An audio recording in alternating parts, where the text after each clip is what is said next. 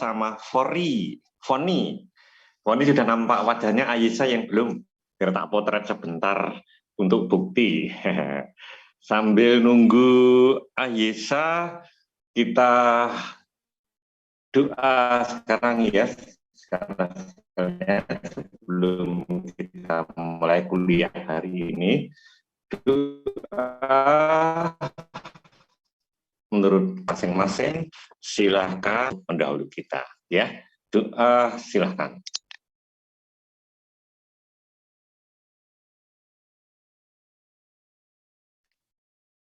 Ya walawalina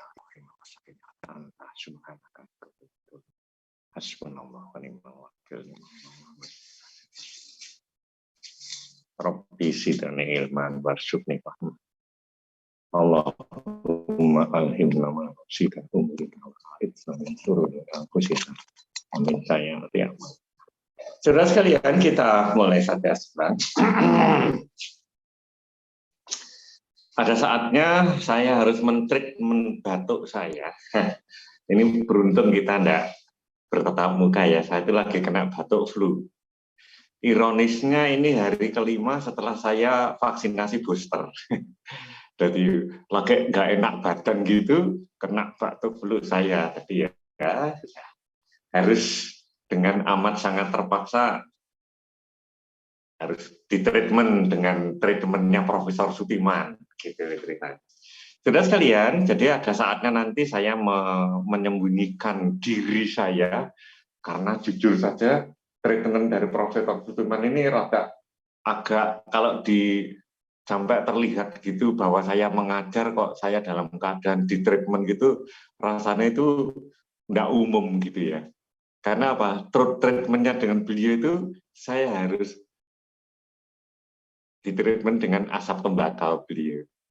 Kita semuanya sudah tahu ya, beliau dengan nano filternya, dengan define filternya itu mentreatment banyak penyakit gitu ya, termasuk saya yang jadi pasien. Jadi kalau pas saya lagi treatment begini, kalau tertangkap kamera nggak enak juga, nanti pada waktu saya seperti ini, gambar saya off-kan.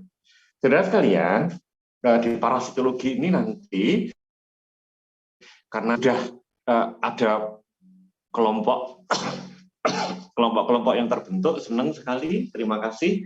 Kelas ini telah membagi per kelompok, sesuai dengan kesesuaian kita masing-masing, kecocokan kita masing-masing. Dalam satu kelompok hanya terdiri dari 3 orang, silahkan dirunding, nantinya itu pengen melakukan mini riset tentang parasitologi di bidang apa. Maksud saya begini, oke, yang kita lindungi sekarang ini siapa sebenarnya? Jadi inangnya itu siapa gitu. Didiskusikan lewat kelompok yang hari ini harus sudah tertentu. Jadi akhir dari hari ini di dalam masing-masing kelompok tadi ditambah 1 kolom lagi paling kanan gitu, itu yang diteliti adalah ekto atau endoparasit pada siapa, siapanya itu objeknya. Jadi wajib bagi kelompok nanti menentukan bersama-sama yang sama-sama enak. Ya kelompok kita misalnya, saya mempunyai kelompok gitu. Saya pengen meneliti kebetulan di rumah itu ada iguana, ya sudah.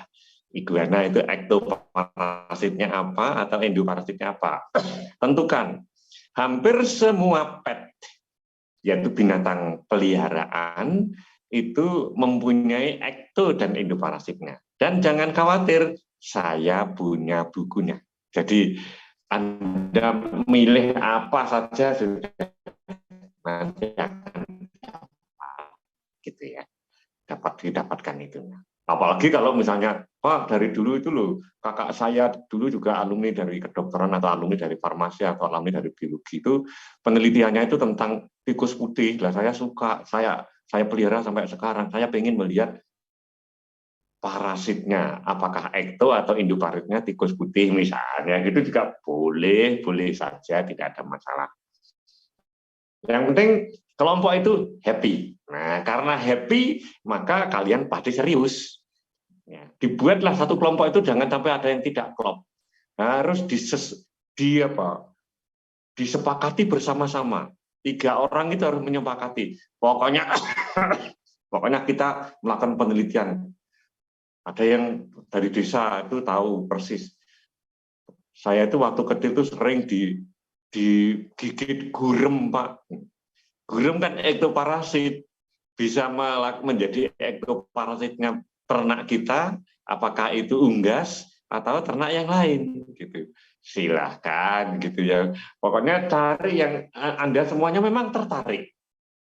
Karena syaratnya di dalam metode pengajaran kolaboratif dan partisipatif ini adalah yang penting how to work together. Anda itu bekerja bersama-sama happily gitu ya. Ada kalimat terakhir, kata terakhir tadi happily. Jadi dengan berbahagia gitu. Jadi Anda harus sama-sama senang. Termasuk kalau nanti Anda hari ini saya beri gambaran tentang metode samplingnya. Nah, metode samplingnya itu juga ada macam-macam gitu. Ya, ini saya terpaksa harus menginaktifkan ini. Anda tinggal suara saja ya. Mohon dimaklumi, saya agak menjadi ahli hisab ini rokoknya Prof. Sukiman. Jadi biar nggak kedapatan di kamera yang dijadikan dokumennya jurusan gitu. Jadi saya pakai. Nggak apa-apa kan, saya kelihatan santai. Nah, saya di santai itu juga kalau dilihat background-nya itu di foto saya itu juga di peternakan. Peternakannya di mana teman saya bekerja bertanggung jawab mencampur makanannya, dan yang mengagetkan suatu saat beliau juga cerita, walaupun makanan sudah tak campur, menurut saya itu steril, ternyata itu loh masih ada saja endoparasit yang tertular gara-gara makanan gitu. Kita masih ada di tempatnya di Blitar itu. Nah, saudara sekalian, setelah kelompok itu menentukan ada macam-macam. Pak, di rumah saya itu kebetulan ada burung lovebird, Pak. Burung lovebird itu. Saya kok peduli kepada ektoparasitnya. Siapa tahu ada, karena buktinya apa? Buktinya dia itu didis gitu ya. Didis itu mencari kutu gitu loh. Grooming gitu, mencari kutu. Berarti kan ada kutunya. Nah, nanti gimana caranya kalau pengen mencari ektoparasitnya lovebird? Nah, setelah saya beri gambaran tentang sehingga Anda nanti memilih ektoparasit, mau melindungi binatang yang Anda lindungi itu apa, maka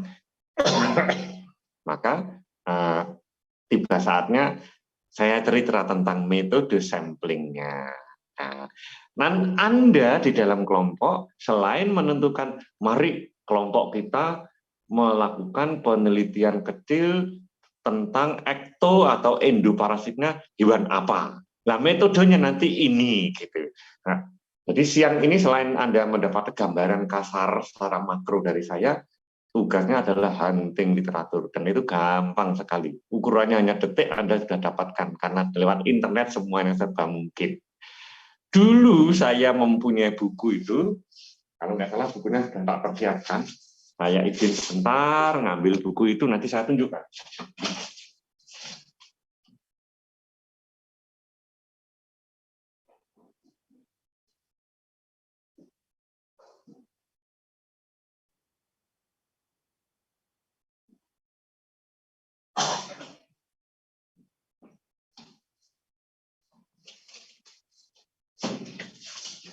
Ya, sudah ketemu. Saudara sekalian, saya sudah kembali lagi. Pada waktu Anda bisa membayangkan angan-angan saya suatu saat mengampu mata kuliah parasitologi. Itu saya bangun sejak tahun 90 berapa ya? Sebelum 93. Tahun 88. Anda lahir tahun berapa coba? Ayo, Mas yang di depan ini siapa namanya? Mas Yudhistiro Ibrahim. Lahir tahun berapa Yudhistiro? Enggak, tahun 2000, Pak. Wah, berarti saya mempunyai imajinasi, membayangkan nanti saya ngajar parasitologi itu Anda belum terbentuk ya Mas Ibrahim ya. Ayesa Patmana Ranti, lahir tahun berapa Ayesa? Saya 99, Pak. 99 ya Allah. 99 itu saya sudah mantu dua-duanya itu. Jadi sudah ya 99 itu umur saya sudah berapa ya? Sudah 39 lebih 49 saya sudah tahun itu. Ya. Jadi saudara sekalian, saya pada waktu itu waktu nggak sehat. Saya pada waktu itu mendapatkan buku bagus sekali dan buku itu selalu saya tulisi. Ada kesan di buku itu bahwa kalau saya membeli itu mesti ada tulisannya.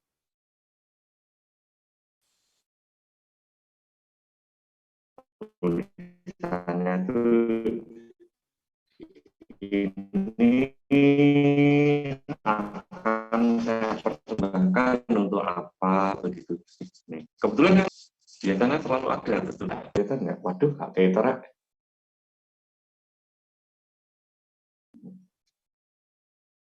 Nggak kelihatan? Nggak kelihatan, Pak. Kayak kenaan background-nya gitu, Pak. Oh gitu ya, kayak jadi background kalian ya. Nah ini dia, tak tempelkan tubuh saya. Ini buku. Ya sudah terlihat, Pak. Warna oranye. Ya, buku ini dari samping itu sudah ada. Dari samping ini sudah ada halaman-halamannya. Halaman berapa sampai berapa itu dipisahkan di sini. Nah, lihat nggak? Oh, ini tempel saya. Tempelkan seperti tadi.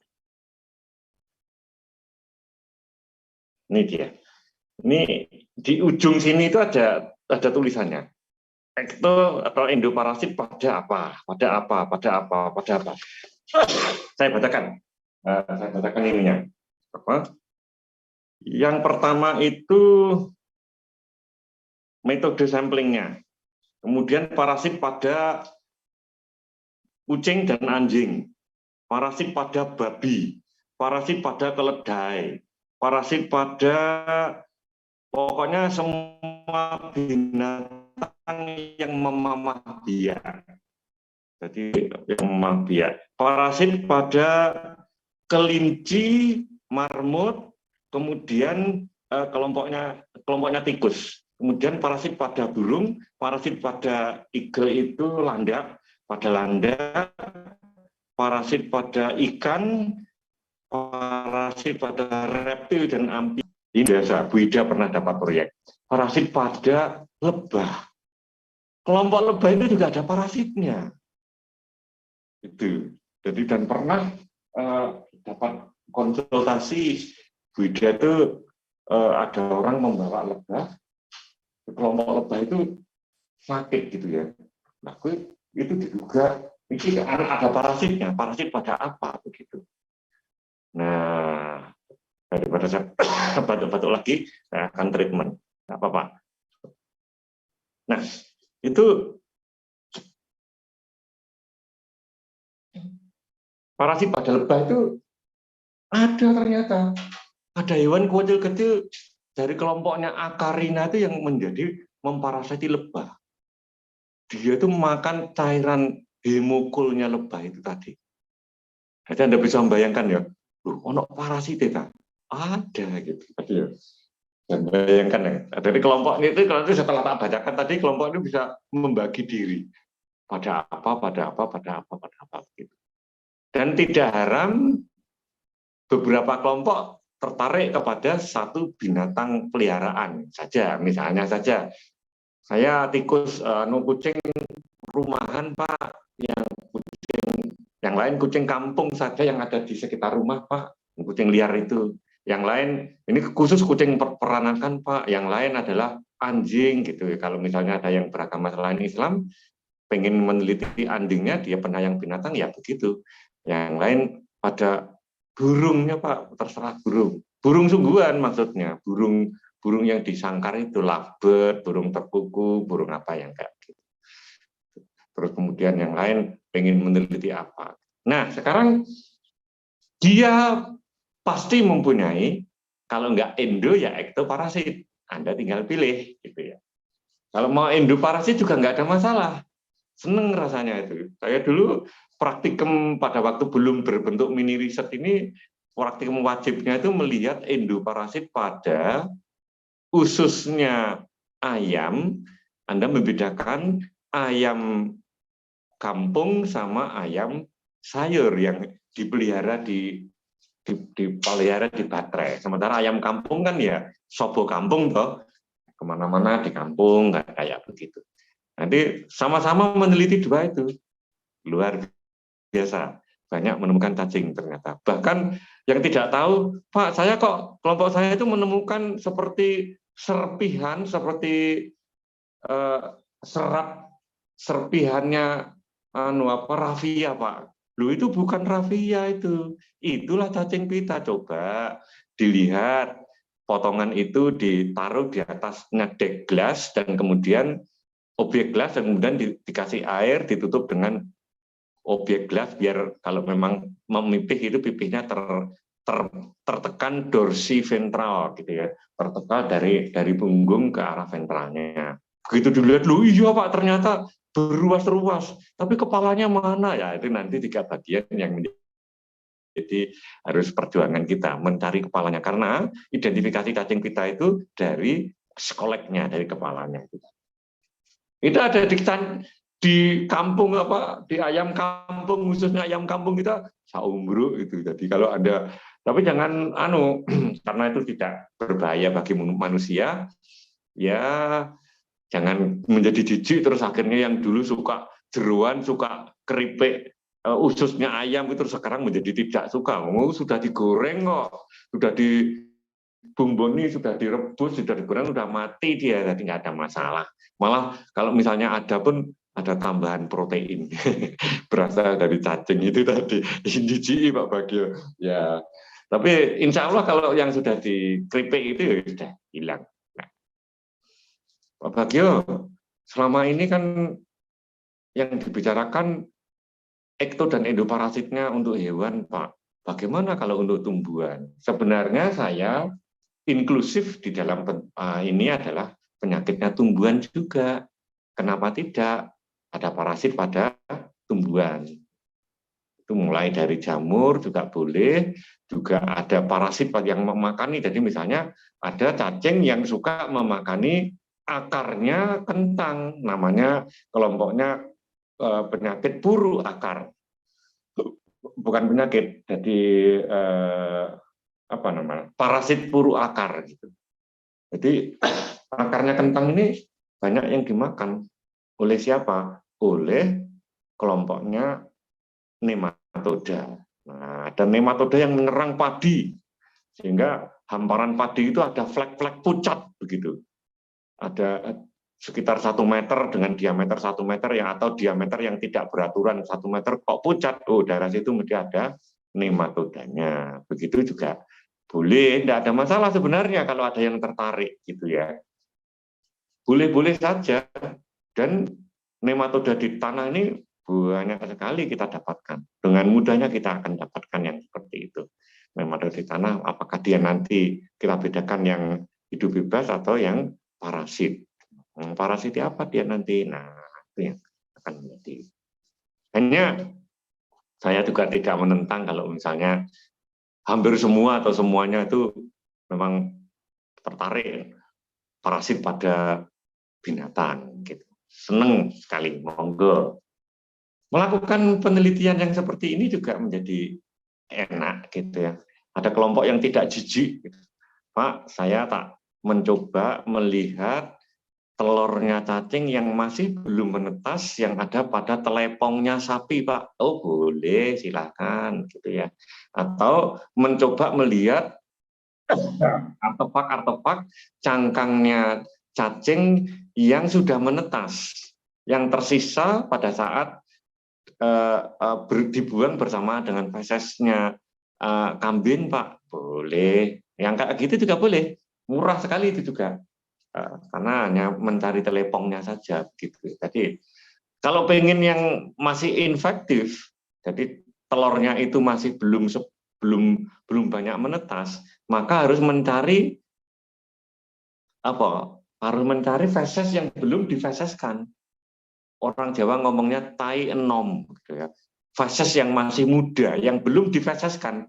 Caranya bagaimana? Ya harus kita mengambil gitu, mengambil dari dalam perutnya lewat duburnya itu tadi, lewat dengan sarung tangan begitu, seperti orang dari kedokteran hewan dan dari peternakan lewat sarung tangan, dengan tangannya begitu, dengan tangannya dikasih sarung tangan gitu, itu dimasukkan, dan di pagi hari sebelum dia itu biasanya mengeluarkan feses yang awal di pagi hari itu masih punya feses yang masih muda di dalam perutnya itu, dirogoh gitu, dimasukkan masuk frot gitu, kemudian di tangannya sengaja dibeginikan biar menggegem sesuatu, kita tarik lagi ke atas, tarik lagi. Nggak sakit ya, memang sedikit sakit, tapi ya dikasih vaselin atau apa begitu sehingga tidak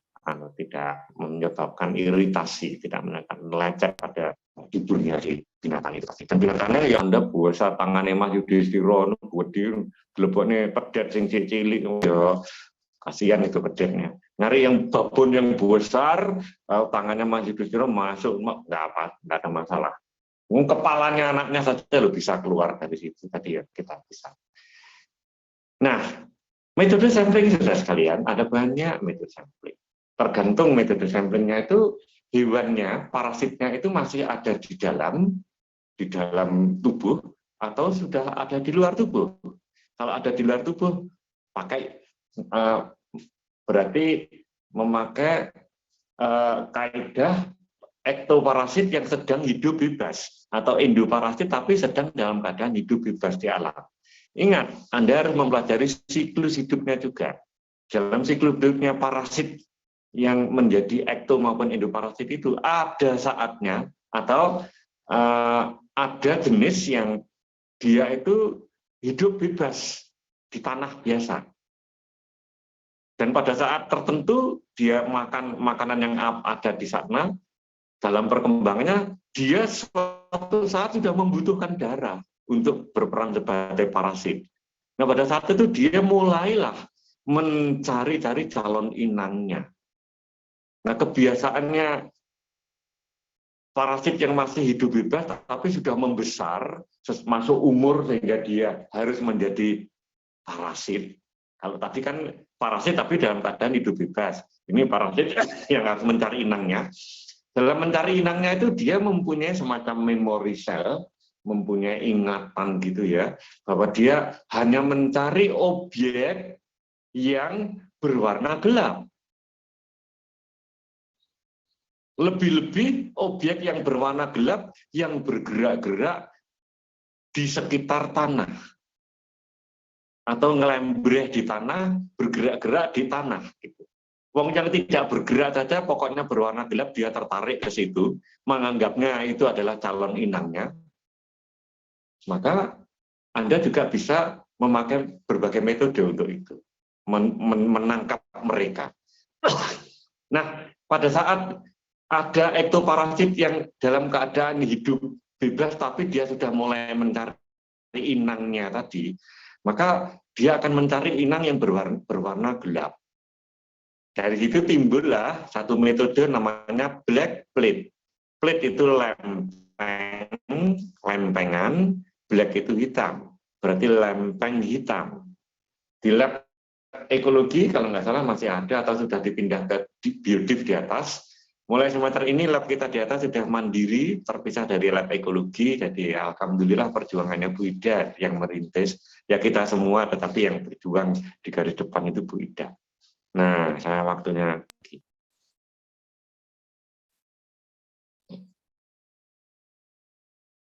Nah, saudara sekalian,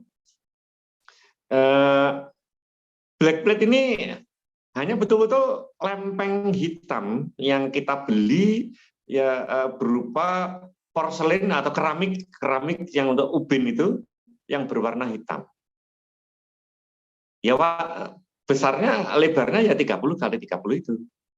Nah, kita ambil satu, kita lempar saja ke rumputan begitu, ya, dengan jarak 2 meter, kita biarkan, dan kita tunggu dari waktu ke waktu, maka akan ada arthropoda yang mendekatinya. Kalau kita bersihkan dalam keadaan bersih, mengkilap begitu, kita akan tahu satu noktah saja itu bergerak dari tepian menuju ke situ. Tidak boleh diterik matahari. Ingat, warna hitam ini kan menyerap panas.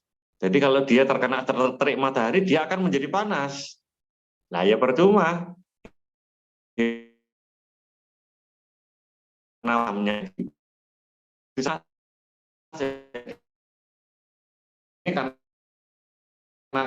di black sampling memakai black gitu, lempeng hitam. Nah, di lempeng hitam ini nanti karena kelemahannya kalau terkena sinar matahari dia menjadi panas, maka Anda mengoperasikannya, memakainya, menggunakannya tidak boleh di tempat panas, harus di tempat rindang, begitu ya, di bawah kanopi tertentu, gitu.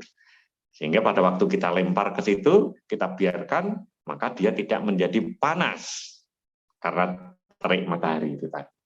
Nah, saudara sekalian, dengan kita akan melihat kalau ada hewan datang ke situ, ya sudah kita ambil caranya bagaimana. Ada kuas kecil yang untuk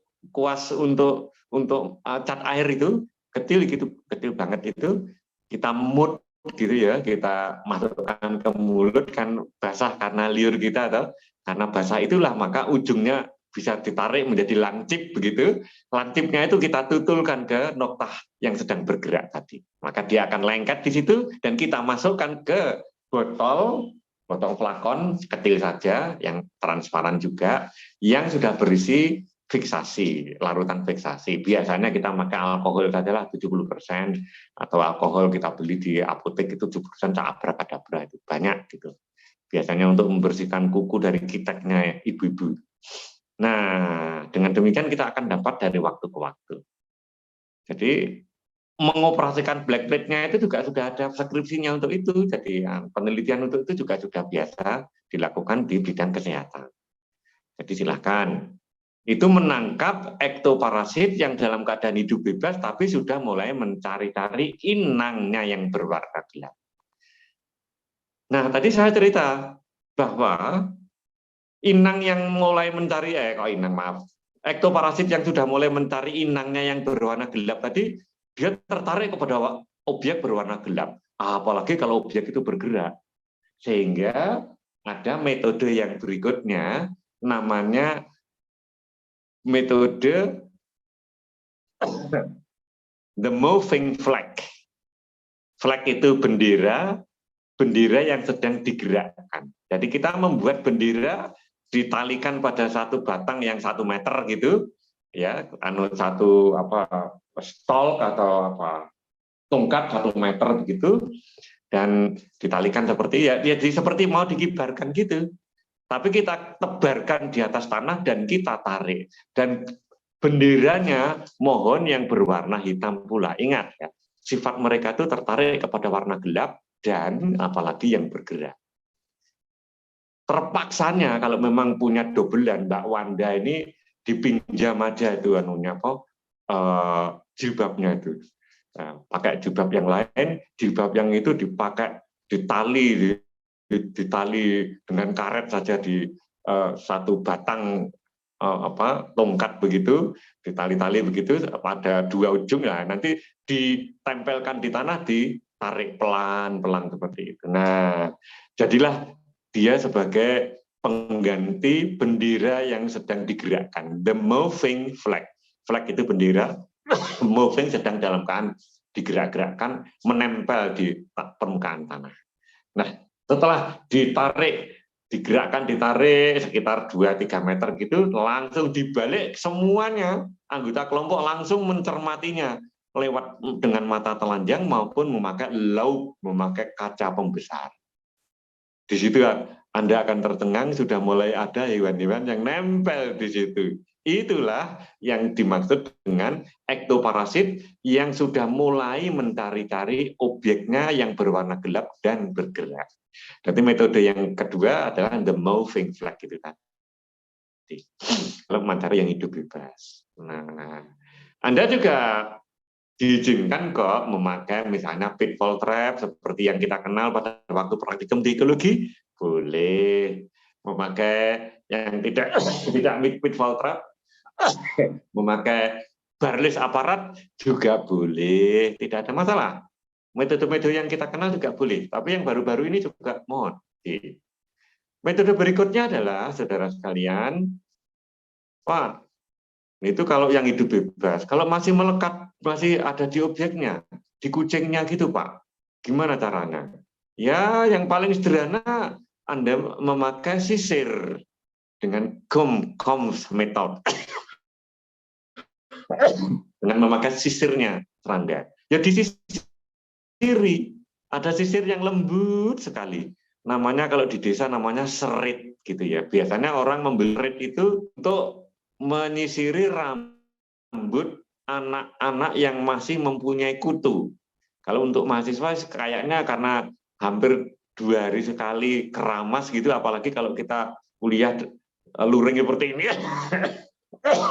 Luring seperti ini begitu sampai di rumah kan mesti diwajibkan mandi ya.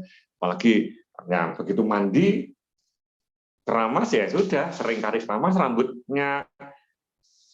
Orang modern, anak-anak modern ini sudah tidak ada kutunya, beda dengan zaman dulu. Nah, zaman dulu itu saking banyak kutu itu akhirnya sampai ada sisir yang lembut sekali yang dipakai untuk nyisirnya rambut. Saking lembutnya itu, kutu itu juga tersangkut di sisir itu. Nah, dengan membeli sisir itu, namanya serit, Anda juga bisa menyisiri binatang peliharaan kita. Terutama adalah kucing, anjing, kelinci, atau marmut yang kita miliki. Nah, Anda harus belajar sungguhan tempatnya yang paling banyak itu di mana ya? Apakah di punggungnya, apakah di perutnya, apakah di ketiak-ketiak tangan-tangan dan kakinya, apakah di lehernya, apakah ada di sekitar telinganya? Semuanya harus, kalau kita biasa mengelus-elus kucing itu, kita akan tahu kok di mana tempatnya kutu itu berada.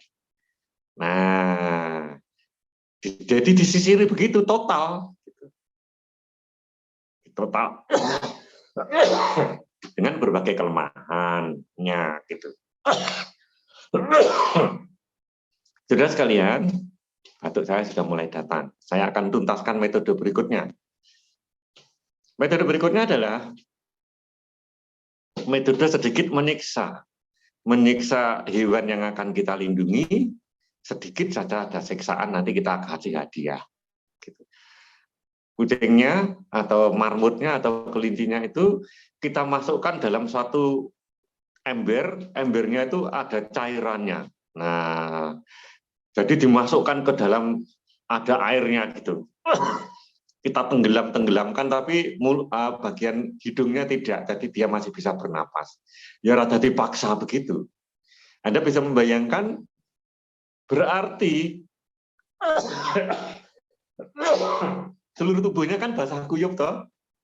Nah, kalau basah kuyup berarti kalau ada serangganya, kan serangganya itu tidak bisa bernapas.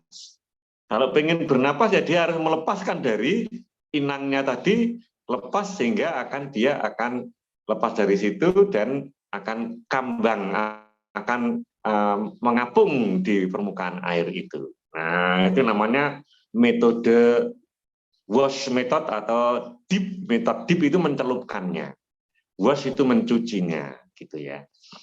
Monggo yang kayak begitu dia, tidak usah dikasih deterjen dalam hal ini ya, karena kita tujuannya untuk mengapungkan, gitu. Atau terkenal juga ini metode disebut dengan metode apung, saudara sekalian. Biar objeknya itu lepas dan mengapung. Caranya agar mengapungnya itu segera mengapung ya, tidak melayang-layang saja di tengah-tengah air, tidak di atas tapi tidak di bawah, hanya melayang saja. Itu berat jenisnya dari cairannya tadi ditambah, diperhebat. Caranya bagaimana? Ya yang paling murah, kasih saja garam. Dengan garam itu nanti, ya Anda pernah dulu main-main di SD atau SMP gitu ya, telur itu dimasukkan ke air gitu, ada yang ya tergantung dari telurnya, ada yang tenggelam, ada yang melayang saja, ada yang terapung kan. Nah, pada waktu yang tenggelam itu, ditenggelam biarkan aja, dulu main-mainnya fisika atau kimia waktu itu, akhirnya airnya itu ditambah garam, diaduk, tambah garam diaduk. Aneh tapi nyata, telur yang tenggelam tadi makin lama makin mengarah ke atas dan pada akhirnya mengambang di permukaan. Karena apa? Karena berat jenis cairannya menjadi jauh lebih besar dibandingkan dengan satu. Kalau air kan, air biasa kan bijinya berat jenisnya kan satu. Nah, dengan menambah berat jenisnya itu, maka objek yang dulunya itu tenggelam menjadi mengapung gitu. Ya, itu caranya agar segera mengapung. Ya, tadi harus pakai garam yang bagus biar apa ya, kotorannya yang ada di garam itu tidak mengganggu kita mengamati, membantu kita dalam mengamati untuk misalkan garam atau ini memang ektoparasitnya itu tadi. Insya Allah kalau Anda mau melakukan seperti ini, telurnya pun juga, telurnya ektoparasit pada kucing, pada ayam, pada burung itu juga ikut ngambang di atas, ya, di atas permukaan. Yang kayak gitu itu boleh. Metode langsung, tadi hand sortir, kalau memakai hand sortir dulu gitu ya, Bu Indah, Pak Hardono, Bu Ida sering, Prof. Amin Laksono itu bisa, Prof. Catur juga sering biasa memakai hand sortir biasa. Itu juga boleh, tapi harus dibutuhkan mata yang jeli dan pinset yang bagus untuk mengambil ektoparasit itu tadi. Kalau ada kelompok yang tertarik, Pak, saya itu punya kambing, Pak. Nah, tidak jarang kambing itu digigit oleh orang desa, ngomongnya lalat pita. Ada lalat dari kelompoknya Glossina yang sukanya menggigit darah, menggigit dan menghisap darah. Boleh yang kayak begitu. Anda memakai jaring serangga biasa. Jadi mengekspos binatang ternak Anda di suatu tempat, ditunggu dari waktu ke waktu. Sekaligus dalam penelitian ini Anda nanti bisa menentukan, Pak, saya ingin menentukan apakah Glossina atau lalat yang berperan sebagai ektoparasit yang menghisap darah tadi datangnya paling banyak jam berapa. Jadi saya langsung dapat data, saya akan mengamati antara jam 7 sampai 7.15. Nanti ada lagi jam 8 sampai jam 8.15. Demikian dalam satu hari itu saya akan dapatkan lalat itu. Yang penting dia hinggap langsung kita ada. Nah, upaya Anda berikutnya untuk mengidentifikasi yaitu menangkapnya dengan jaring serangga itu tadi. Begitu dijaring dapat langsung diidentifikasi dari kelompoknya itu tadi. Itu juga sangat-sangat boleh gitu ya. Pak, nyamuk itu kan juga parasit, Pak. Kan boleh saya ada satu kelompok yang melakukan penelitian tentang nyamuk. Oh, sangat boleh, itu nanti akan menjadi bimbingannya Bu Zulfaidah Penatagama itu yang sampai disertasi doktornya saja juga tentang itu. Juga kita mempunyai promotornya Prof. Amin, co-promotornya Bu Ida dan saya membimbing seorang mahasiswa S3 dari Aceh yang meneliti juga berbagai nyamuk yang ada di sana itu tadi. Boleh, karena nyamuk itu akan menjadi vektornya parasit, endoparasit. Salah satunya itu adalah penyakit kaki gajah. Cacing yang menyebabkan kaki ini membesar banget sampai seperti kakinya gajah. Nah, itu juga bahaya banget gitu. Oleh karena itu, monggo kalau ada kelompok yang monggo, pokoknya nyamuk ya boleh, terserah nanti Anda metode yang dipakai. Tolong didiskusikan dengan teman-teman Anda semuanya. Jangan memakai metode yang mahal. Carilah metode yang murah, mudah tapi sudah ilmiah. Monggo, sehingga Anda di kelompok Anda masing-masing, di kampung Anda masing-masing, itu sudah bisa melakukan penelitian dengan baik. Ya, jadi silahkan didiskusikan. Hari ini saya tunggu sampai jam 12. Masing-masing kelompok diwakili oleh salah satu yang menulis WA ke saya, lewat WA saja. Dan jangan ditulis sebagai attachment, ditulis di WA saja, biar saya nggak repot gitu ya. Pak, judul saya ini Pak, hewan anggota kelompok saya ini kelompok berapa? Kami ingin melakukan penelitian mini riset tentang ektoparasitnya hewan ini. Metode yang akan kami pakai adalah ini. Nah, akhir dari malam ini saya akan dapatkan semuanya itu dari Anda. Nanti tetap mohon saya dimasukkan ke WA grup Anda. Nanti saya akan memberi masukan satu persatu. Kalau nggak salah kelompoknya ada 8 atau 9 ya, Mbak Wanda?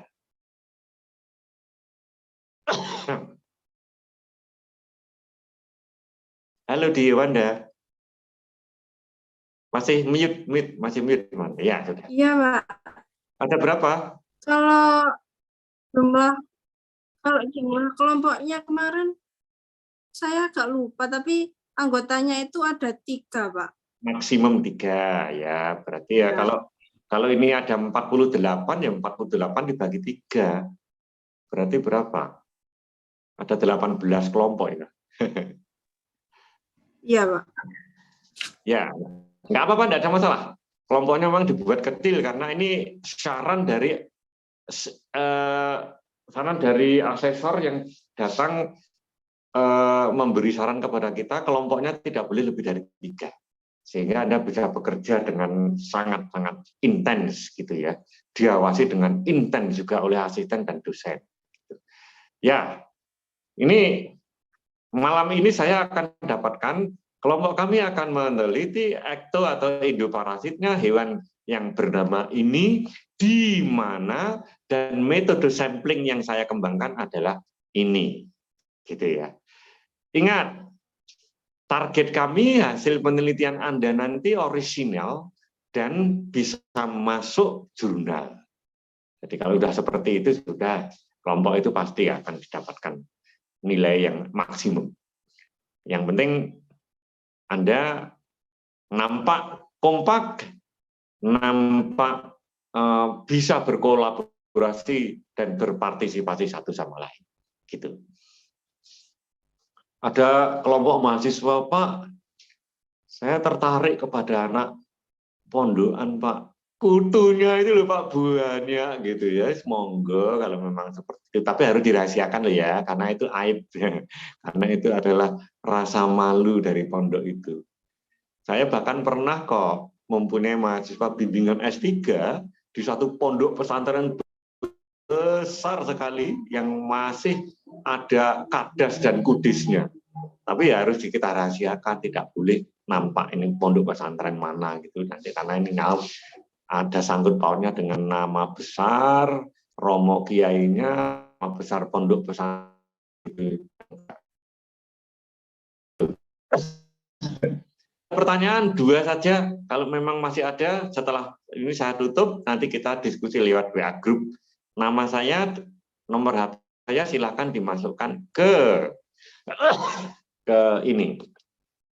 Ya, ada Mas Eka, ada Anda, ada Yudha. Tak potret sekali lagi, saya juga akan wajah saya. Wah, langsung Mas Alika nongol wajahnya, kelihatannya ganteng sekali ini. Sudah lama nggak nongol di sini ya. 1, 2, 3. Ya. Nah, sekilas dari apa metode yang bisa saya terangkan, metode metode gitu ya, metode gitu, itu nanti akan Anda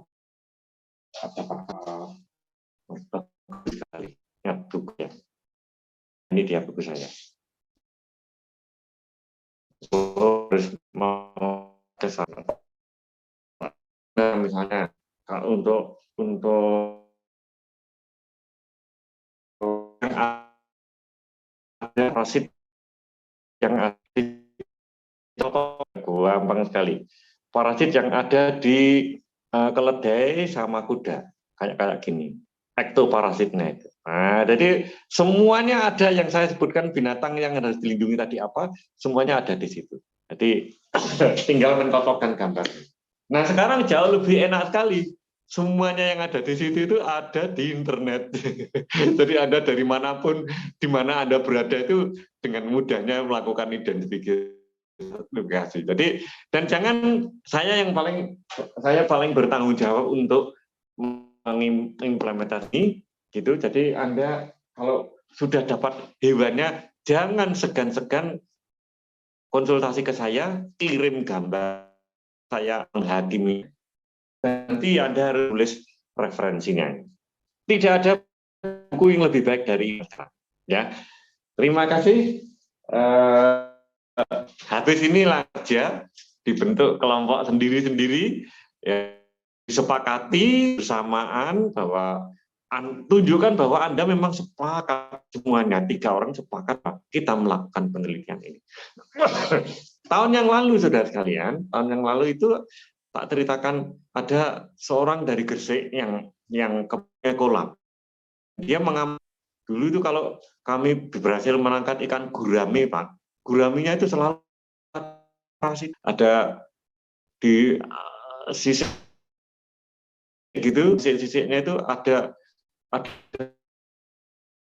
pas gitu. Memang ada ektoparasit umur dari kelompoknya saprolek. Ya, kebetulan dia juga ada yang suka pengen murah ya. Kita membeli ikan lele. Dia bernapas dengan insang dan alat bantu napas namanya arborescent organ. Diambil insangnya itu diambil terdiri dari daun seperti sisir begitu.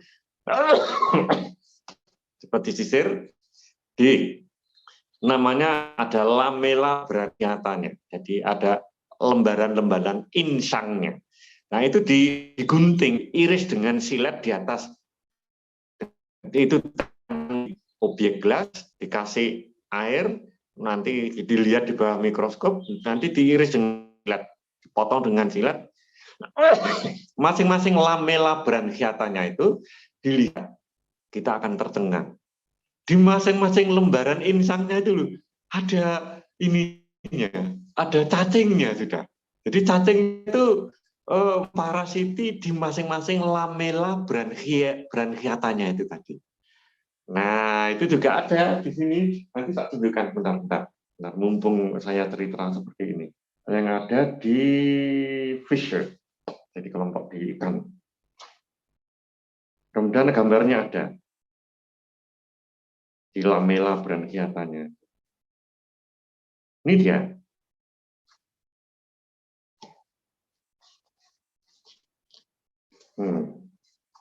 Bentuknya seperti ini. Kalau dibesarkan bentuknya seperti ini. Nah, seperti ini. Bagian ininya nempel di lembaran insangnya itu. Jadi tumbuh seperti apa ya? Ya seperti tumbuh berdiri kayak gitu. Ya, nah, tadi satu lembaran ada 1 atau 2 atau berapa gitu. Ini betul. Ada lagi.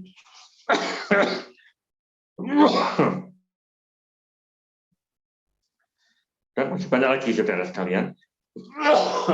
Belum lagi kalau ya batuk saya sudah datang, jadi karena sudah terlalu banyak berbicara ini tadi, jadi saya harus istirahat penuh. Terima kasih atas kesempatannya di kuliah hari ini. Saya tutup sekian. Ingat Anda semuanya harus sehat ya. Ya apa caranya diupayakan. Anda setelah malam nanti ya, saya akan mengomentarinya langsung besok begitu. Besok tak komentari satu persatu masih di dalam WA grup itu, sehingga semuanya bisa membaca miliknya siapa, dikomentari apa oleh Pak Bagio. Dan Anda harus langsung membuat juga. Waktunya mulai dari besok sampai kuliah apa? Membuat, tapi untuk semuanya dibuat sederhana saja, gitu ya. Misalnya judul ada di lembar pertama, separuhnya lembar pertama itu ada latar belakang, itu separuhnya saja. Kemudian ada persis kalau kita membuat skripsi tapi mini semuanya, buat kayak begitu. Nah, nanti yang agak panjang itu pada waktu Anda menulis tinjauan pustaka, bolehlah agak panjang karena tidak ada jeleknya, karena itu nanti dipakai untuk membuat laporan nanti. Ya, insya Allah Anda akan bisa membuat seperti ini. Ada pertanyaan? Kalau tidak ada, saya tutup. Terima kasih. Jangan lupa bahagia. Dengan bahagia imunitas kita tetap terjaga dan tetap sehat. Assalamualaikum warahmatullahi wabarakatuh. Waalaikumsalam. Warahmatullahi wabarakatuh. Banyak, Pak. Terima kasih, Pak.